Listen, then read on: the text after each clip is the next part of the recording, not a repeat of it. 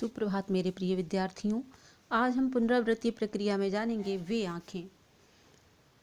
तो सुमित्रा नंदन पंत जी का मूल नाम आप लोग नहीं जानते होंगे। इनका मूल नाम है गोसाई दत्त। इनका जन्म हुआ है 1900 में कौसानी, जिला अल्मोड़ा में। सुमित्रा नंदन पंत जी की प्रमुख रचनाएं हैं वीणा, ग्रंथि, पल्लव, गुंजन, युगवाणी, ग्राम्या, चिदंबरा, उत्तरा, स्वर्ण किरण, कला और बूढ़ा चांद, लोकायतन आदि। सम्मान इनको मिला है भारतीय ज्ञानपीठ पुरस्कार, साहित्य अकादमी पुरस्कार, सोवियत नेहरू पुरस्कार और पद्म भूषण। इनकी मृत्यु हुई है सन 1977 में। बे आँखें। अंधकार की गुहा सरीखी उन आँखों से डरता है मन, भरा दूर तक उनमें दारुण दैन्य दुख का नीरव रोदन। वह स्वाधीन किसान रहा, अभिमान भरा आँखों में इसका, छोड़ उसे मझधार आज संसार कगार सदृश वह सिसका। लहराते बेखेत द्रगों में हुए बेदखल वह अब जिनसे, हंसती थी उनके जीवन की हरियाली जिनके त्रन त्रन से। आँखों ही में घूमा करता वह उसकी आँखों का तारा, कारकुनों की लाठी से जो गया जवानी में ही मारा। बिका दिया घर द्वार महाजन ने ना ब्याज की कौड़ी छोड़ी, रह रहे आँखों में चुभती वह कुर्क हुई बर्धों की जोड़ी।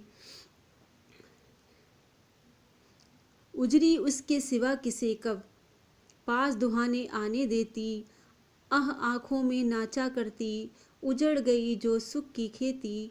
बिना दवा दर्पण के घरनी स्वर्ग चली आँखें आती भर, देख रेख के बिना दुधमुही बिटिया 2 दिन बाद गई मर।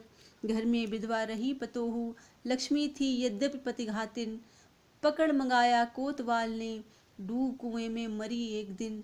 खैर पैर की जूती जोरू न सही एक दूसरी आती, पर जवान लड़के की सुधकर सांप लौटते फटती छाती। सांप लौटते फटती छाती। पिछले सुख की स्मृति आंखों में क्षण भर एक चमक हैलाती, तुरंत शून्य में गढ़ व चितवन तीखी नोक सदृश बन जाती। यहाँ पर एक कृषक की मार्मिक दशा का वर्णन हुआ है। इसका सारांश इस प्रकार है। प्रस्तुत कविता आरोह से ली गई है। इसकी कवि है सुमित्रा नंदन पंत जी। यह एक प्रगतिशील दौर की कविता है। इस कविता में कवि ने विकास के विरोधाभास पर प्रहार किया है। समाज में किसानों की स्थिति बहुत ही दयनीय है और यह बात कवि को बहुत आहत करती है। वह उनके शोषण को देखकर बहुत दुखी हैं और युगों से किसानों की स्थिति ऐसी बनी हुई है, इससे कवि को बहुत पीड़ा होती है। भारत के स्वाधीन होने के बाद भी किसानों की सामाजिक स्थिति में कोई सुधार नहीं आया है।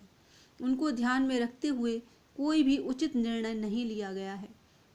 भारत एक कृषि प्रधान देश होने के बाद भी किसानों की स्थिति समाज में शोषित वर्ग के रूप में जानी जाती है।